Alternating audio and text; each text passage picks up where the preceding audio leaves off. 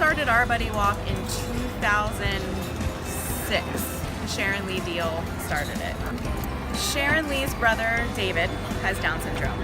He is now 68 years old, and he was living with his mother, and when his mother passed away, they were trying to figure out who was going to take care of him. So Sharon Lee and Dennis, who are locals from here, they have businesses, everybody knows and loves them, they were going to have him come and live with them. And Dennis realized nobody really knew anything about Down syndrome, and they would get funny looks when they would be with him, you know. So he researched it, and he found this thing called the Buddy Walk, which the National Buddy Walk started in 1995. And he decided to start one here so that people would know David when they saw him around town and accept him and include him in everything and just treat him like a regular citizen. My nephew Luke, he is 8, and when he was born we found out he had Down syndrome. We didn't know before. And that's the first time I've even ever heard of the Buddy Walk. So I'm so thankful that he has Down syndrome, because I met these amazing people. They're like my family.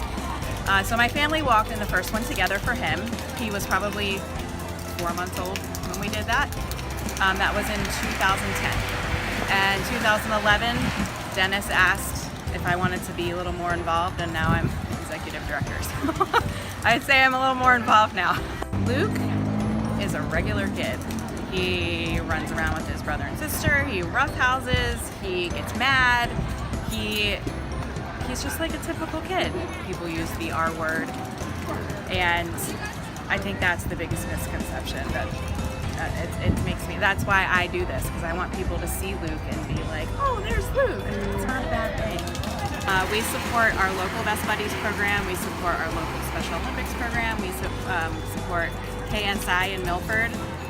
They employ a lot of people with special needs.